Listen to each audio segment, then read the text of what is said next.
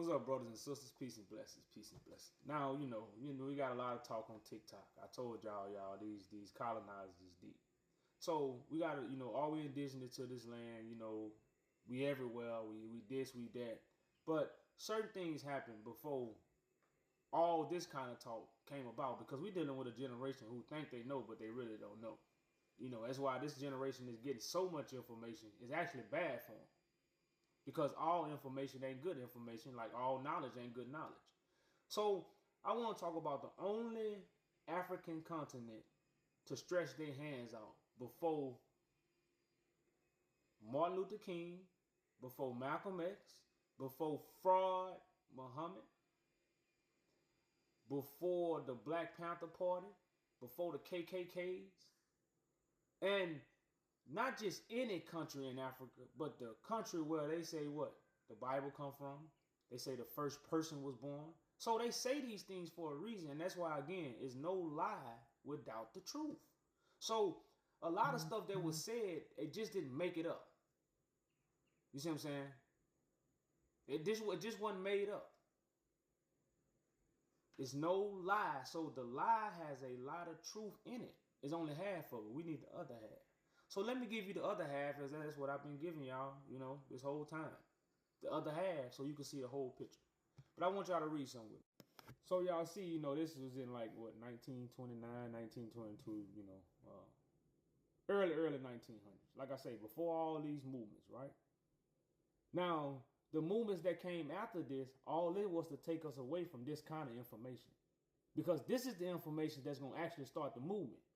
Because when you deal with Africa, what they call it, the African Union, the Union of Africa is in Ethiopia, which was called Abyssinia. So right now, if your grandparents told you you came from Magdala, you don't even know what Magdala is. Ethiopia was also called Magdala. Spelling words, huh? So let's read what's highlighted in red. Now, if you don't know who Ras Tafari is, that is Haile Selassie. He got the Haile Selassie when he became king. After, Zatu, which was Menelik's daughter, who sent things over here concerned about the African people. So, because a lot of people think Africa didn't try to help us. So they're like, forget Africa. But that's not really true, So let's read. It says, we would welcome them back to Ethiopia, their fatherland. There is plenty of room for them here. Plenty of room. And we are certain they will be the greatest aid in restoring. The Bible talks about restore, right? Their ancient land to its promised glory. Promised land, huh? Now, when you deal with the NFL,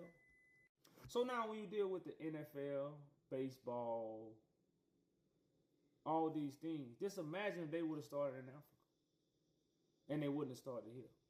What the continent of Africa would be like. Now, we know if we go build something in Africa, what? It would have what? Black roots. You can't hide it. You do something here, you might say it's from Rockefeller. So why is this generation, like I say, they are using social media now is becoming a tool to colonize our people all over again with false information.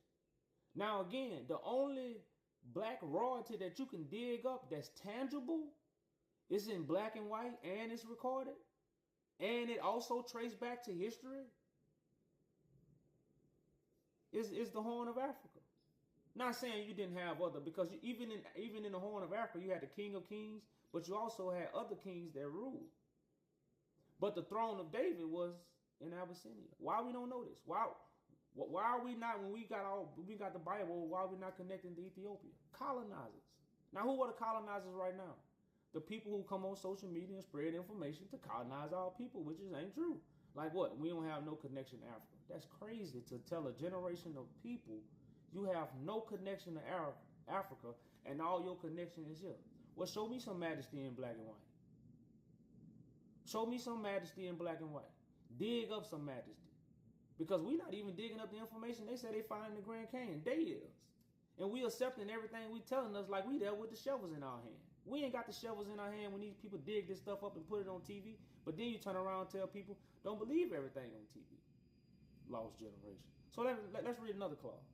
So in this clause, it's going to help you understand why we was told we only come from West Africa. Because they didn't want to connect you to what? Where your royalty is at. They just wanted you to believe you come from. Now, Africa is huge. We don't all come from East. But the East Africans are very important, especially the scattered ones. Because these will be what? Those who connected to that Bible. And even they got the Hebrews teaching what? The Ethiopians is Ham.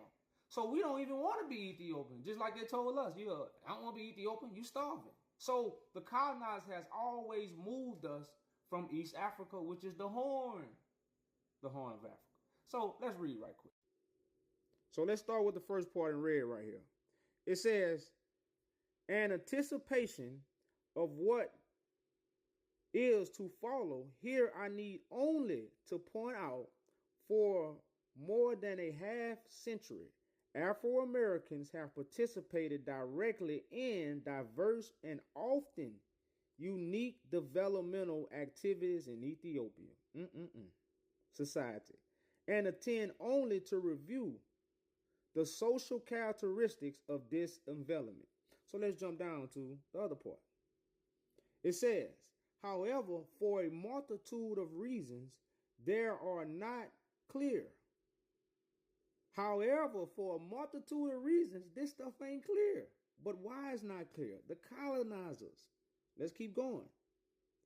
It says, the diverse roles of Afro-Americans in Ethiopian society have been poorly understood. Popular writings have contributed to this misrepresentation of facts about the attitudes of Ethiopians towards Afro-Americans, which I hope in this paper will largely dispel. So as you see, misunderstood. But why? Colonizing. So at the end of this, y'all, I'm just finna show y'all some Ethiopian features that look like what? What you see sitting in this chair, and many other what? Afro-Americans. Because we always like to say, African people don't look like us. Well, let's look at these African, and I'm just going to show you African princes. It got many ethnic groups in Ethiopia, but I'm just going to show you the princes and the kings. Oh, man, look like my uncle right there. Yeah, this is Haile Selassie daddy, by the way. Yeah, he was a prince, you know. Yeah. He was high up in rank. Yep. Now here's Menelik. Look like somebody old drunk uncle sitting under the tree getting drunk, huh? Right over in America, depressed. Because in his DNA, he is a king, but he's being treated like a peasant. Because what? He can't survive in this system. Let's go to another.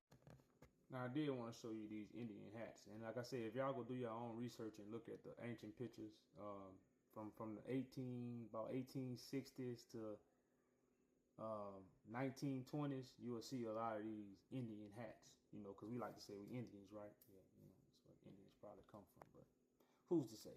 I wasn't there. But I'm just giving you the facts.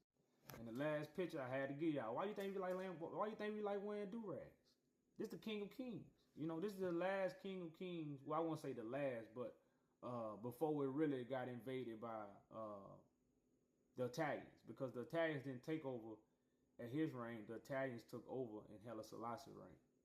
You know, so look like a brother man with a do-rag on, huh? Who the police chasing, huh?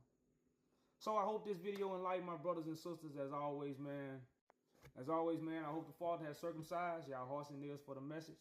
Peace and blessings, y'all. I'm out.